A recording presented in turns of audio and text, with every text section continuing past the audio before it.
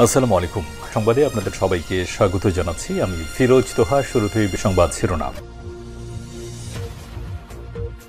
বাংলাদেশের সর্বশেষ গুরুত্বপূর্ণ আপডেট সংবাদে আপনাকে স্বাগত। শুরুতেই সংবাদ শিরোনাম, পরে বিস্তারিত। শুরুতেই জানাবো, আওয়ামী লীগ নামে বাংলাদেশে রাজনীতি করতে পারবে না কেউ, বললেন সালাউদ্দিন। বিএনপির স্থায়ী কমিটির সদস্য সালাউদ্দিন আহমেদ বলেছেন, আওয়ামী লীগ নামে বাংলাদেশে আর রাজনীতি করতে পারবে না, সেই আওয়াজ আমরা উঠাচ্ছি। আমরা আওয়ামী লীগের এই গণহত্যা ও মানবতা বিরোধী অপরাধের জন্য রাজনৈতিক সংগঠন হিসেবে বিচারের দাবি করছি। এরপর জানাবো, রাজধানীর হাতিঝিলে ইন্টারনেট কর্মচারী গুলিবিদ্ধ। রাজধানীর হাতিঝিলে অব দ্য রোড বাগিচারটেক এলাকায় সন্ত্রাসীদের গুলিতে মোহাম্মদ সুমন ২৫ নামে ইন্টারনেট লাইনের এক কর্মচারী গুলিবিদ্ধ হয়েছে। মঙ্গলবার রাত 10:30টার দিকে এই ঘটনা ঘটে। এদিকে চীনের রাষ্ট্রদূতের সঙ্গে মঈন খানের বৈঠক। ঢাকায় নিযুক্ত চীনের রাষ্ট্রদূত ইয়াওয়েনের সঙ্গে বৈঠক করেছেন বিএনপির স্থায়ী কমিটির সদস্য ড আব্দুল মঈন খান। জানাবো, আর্থিক টানাপোড়েনেও ভর্তুকি প্রণোদনার চাপে সরকার। আর্থিক টানাপোড়েনের মধ্যেও ভর্তুকি আর প্রণোদনার চাপে রয়েছে অন্তর্বর্তীকালীন সরকার। এই অর্থবছরের 7 মাসে বরাদ্দের 40% খরচ হয়েছে টাকার অঙ্কে, যা প্রায় 59,000 কোটি টাকা।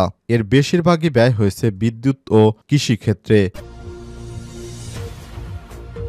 এদিকে বৈষম্যবিরোধী ছাত্র আন্দোলনের কেন্দ্রীয় সমন্বয়ক মিঠুন হাসপাতালে। বৈষম্যবিরোধী ছাত্র আন্দোলনের কেন্দ্রীয় সমন্বয়ক আল মেহেরাজ শাহরিয়ার মিঠুনকে ঢাকা মেডিকেল কলেজ হাসপাতালে ভর্তি করা হয়েছে।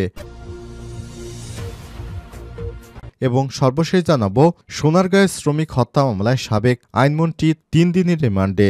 নারায়ণগঞ্জের সোনারগাঁয়ে বৈষম্যবিরোধী ছাত্র জনতার আন্দোলনে শ্রমিক আশিক মিয়া হত্যা মামলায় সাবেক আইনমন্ত্রী আনিসুল হকের 3 দিনের রিমান্ড মঞ্জুর করেছে আদালত। আজ আদালতে তোলা হলে মেট্রোপলিটন ম্যাজিস্ট্রেট এর আদালত তার এই রিমান্ডের মঞ্জুর করেছে। প্রিয় দর্শক, এতক্ষণ শুনছিলেন সংবাদ শিরোনাম, এবারে বিস্তারিত। তবে তার আগে বন্ধুরা, অনুরোধ থাকবে সংবাদটিতে একটি লাইক দিন। এই চ্যানেলে আপনি নতুন হয়ে থাকলে আমাদের সংবাদটি দেখতে দেখতে চ্যানেলটি সাবস্ক্রাইব করে রাখুন। কমেন্ট করে বন্ধুরা আপনার মূল্যবান মতামত জানিয়ে দিন আপনি বিশ্বের কোন দেশ থেকে বা বাংলাদেশের কোন স্থান থেকে আমাদের সংবাদটি দেখছেন এবং শুনছেন। এবারে বিস্তারিত। আওয়ামী লীগ নামে বাংলাদেশে রাজনীতি করতে পারবে না, বললেন সালাউদ্দিন। বিএনপির স্থায়ী কমিটির সদস্য সালাউদ্দিন আহমেদ বলেছেন, আওয়ামী লীগ নামে বাংলাদেশে আর রাজনীতি করতে পারবে না, সেই আওয়াজ আমরা উঠাচ্ছি। আমরা আওয়ামী লীগের এই গণহত্যা ও মানবতা বিরোধী অপরাধের জন্য রাজনৈতিক সংগঠন হিসেবে বিচারের দাবি করছি। বুধবার দুপুরে রাজধানীর জাতীয় প্রেস ক্লাবে আঞ্চলিক সম্পাদক পরিষদ আয়োজিত জাতীয় ঐক্য ও বর্তমান বাস্তবতা শীর্ষক আলোচনা সভায় প্রধান অতিথির বক্তব্যে সালাউদ্দিন এসব কথা বলেন।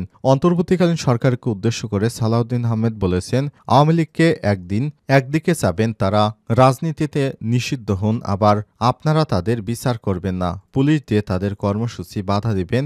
এত স্ববিরোধিতা ঠিক নয়। আমরা স্পষ্ট করে বলে দিতে চাই, বৈপ্লবিক গণ অভ্যুত্থানের মধ্য দিয়ে এই দেশের মানুষ আওয়ামী লীগকে প্রত্যাহার করেছে, আওয়ামী ফ্যাসিবাদের রাজনীতিকে প্রত্যাখ্যান করেছে, তাদের বিতরণ করেছে। আওয়ামী লীগের বিষয়ে অন্তর্বর্তীকালীন সরকারের অবস্থানের সমালোচনা করে বিএনপির স্থায়ী কমিটির এই সদস্য বলেছেন, আপনারা আওয়ামী লীগকে রাজনৈতিক কর্মসূচি পালনের জন্য মাঠে নামতে দিবেন না, মানি বা সমর্থন করি, কিন্তু একইভাবে কতদিন রাজপথে পুলিশ দিয়ে ঠেকাবেন? আপনারা বলবেন নির্বাচনে আওয়ামী লীগকে চাই না, আওয়ামী লীগ রাজনীতি করতে পারবে না, কিন্তু পদক্ষেপ নিচ্ছেন। আইনি কোনো পদক্ষেপ কি এই সরকার নিচ্ছে না? আওয়ামী লীগের বিরুদ্ধে ব্যবস্থা নেওয়ার দাবি জানিয়ে সালাউদ্দিন আহমেদ বলেছেন, আমরা বলেছিলাম সংবিধানের ৪৭ অনুচ্ছেদের মাধ্যমে আওয়ামী লীগের বিরুদ্ধে অনুসারে রাজনৈতিক সংগঠক হিসেবে আওয়ামী লীগের বিরুদ্ধে গণহত্যা এবং মানবতা বিরোধী অপরাধের জন্য বিচার ব্যবস্থা করা হোক। সেই অনুযায়ী আন্তর্জাতিক অপরাধ ট্রাইব্যুনালের আইন সংশোধন করার দাবি জানিয়েছিলাম। এই দেশের মানুষ দাবি জানিয়েছিল, এই সরকার অধ্যাদেশ ও আইন সংশোধন করার উদ্যোগ নিয়েছিলেন, কিন্তু হঠাৎ করেই ক্যাবিনেট মিটিংয়ে সিদ্ধান্ত নিলেন এটা করা যাবে না। কিন্তু কেন? বিচার প্রক্রিয়ার মধ্য দিয়ে নির্ধারণ হন আওয়ামী লীগ বাংলাদেশের রাজনীতি করতে পারবে কিনা। রাজনীতি করতে পারবে কিনা সংবিধানের বিধান সংযোজন আছে সে অনুযায়ী আপনারা আইন করুন বলেন তিনি।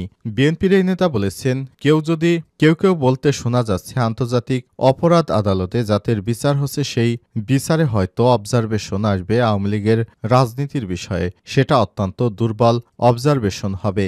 এখন আপনাদেরকে প্রশাসনিক আদেশ দিতে হবে, আইন প্রণয়ন করতে হবে সেই অবজারভেশনের নিরিখে। এখন যদি আপনারা সোচ্চার হন বিচারের জন্য, আমাদের মানুষ চায় বাংলাদেশে ফ্যাসিবাদী রাজনীতির একদম নির্মূল হয়ে যাক, সেই ব্যবস্থা আপনারা নিতে পারেন। রাজধানীর হাতিঝিলে ইন্টারনেট কর্মচারী গুলিবিদ্ধ।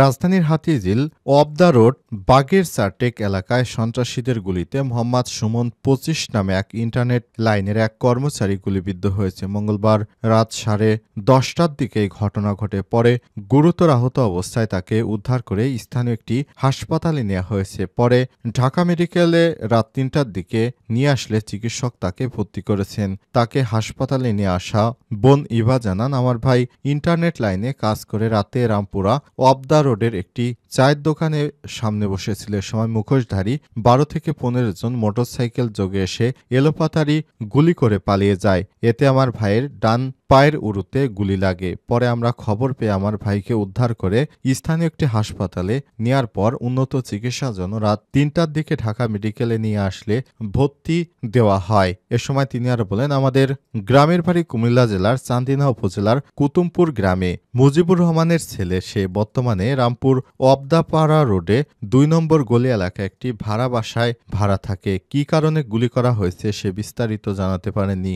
ঢাকা মেডিকেল কলেজ হাসপাতালের পুলিশ ক্যাম্পের ইনচার্জ পরিদর্শক মোহাম্মদ ফারুক বিষয়টি নিশ্চিত করেন। তিনি জানান, রামপুরা অবদাপাড়া মোড় বাগিচার টেক এলাকায় থেকে এক যুবক গুলিবিদ্ধ হয়ে ঢাকা মেডিকেলে নিয়ে আসলে তাকে ভর্তি করা হয়। চীনের রাষ্ট্রদূতের সঙ্গে মঈন খানের বৈঠক। ঢাকায় নিযুক্ত চীনের রাষ্ট্রদূত ইয়াওয়েনের সঙ্গে বৈঠক করেছেন বিএনপির জাতীয় স্থায়ী কমিটির সদস্য ড আব্দুল মঈন খান। বুধবার রাজধানীর বারিধারায় দেশটির দূতাবাসে এই বৈঠক অনুষ্ঠিত হয়। বিএনপির মিডিয়া সেলের এক সদস্য সাইরুল কবির খান এসব তথ্য নিশ্চিত করেছেন। ঘণ্টাব্যাপী এই বৈঠকে কোনো পক্ষ থেকে আনুষ্ঠানিকভাবে কিছু জানায়নি। তবে সূত্র জানায়, চলতি মাসে ২৫শে ফেব্রুয়ারি মাসে ড আব্দুল মঈন খানের নেতৃত্বে বিএনপি এবং সমমনা দলগুলোর সমন্বয়ে একটি টিম চীন সফরে করবেন। আর্থিক টানাপোড়েন ও ভর্তুকি প্রণোদনার চাপে সরকার।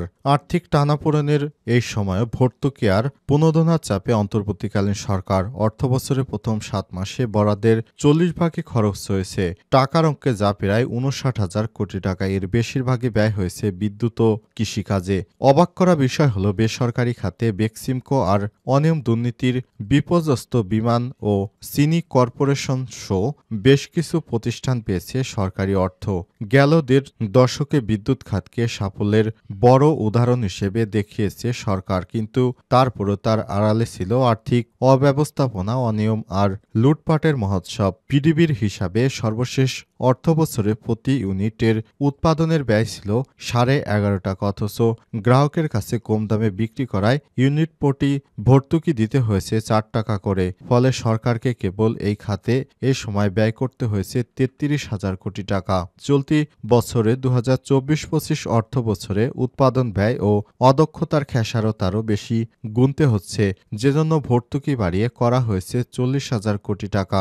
আর্থিক টানাপোড়েনের এই সময়ে গেল ৩ ফেব্রুয়ারি পর্যন্ত সেই ভর্তুকির পরিমাণ ২৩,৫০০ কোটি টাকার উপরও ছাড়িয়ে গেছে, যা মোট বরাদ্দের ৫৯%। শুধু বিদ্যুৎ নয়, সুনির্দিষ্টভাবে বরাদ্দ থাকলে এ সময়ে এলএনজি আমদানির জন্য ভর্তুকি বাবদ খরচ করা হয়েছে আরও ৩,৫০০ কোটি টাকা। সিটিভির সম্মানীয় ফেলো ড মুস্তাফিজুর রহমান বলেছেন, সুনির্দিষ্ট দেখতে হবে কোনটা যৌক্তিক বা কোনটা যৌক্তিক নয়। আগের অর্থবছরের চেয়ে কৃষি ভর্তুকি বেশ খানিকটা কমিয়ে ১৭,০০০ কোটি টাকা ধরা হলেও প্রায় ১৫,০০০ কোটি টাকা ছাড় হয়েছে ৮ মাসে। ফলে বছরের শেষে তা বাড়তে পারে আরও খানিকটা। অন্যদিকে আর্থিক সংকটের মধ্যে ১৫,০০০ কোটি টাকা বরাদ্দ রাখা হয় রপ্তানি ও রেমিটেন্স প্রণোদনার জন্য। বিশেষজ্ঞরা মনে করেন, বর্তমান বাস্তবতায় কিছু কিছু খাতে এটি দরকার হলেও সতর্ক থাকতে হবে ব্যয়ের ক্ষেত্রে।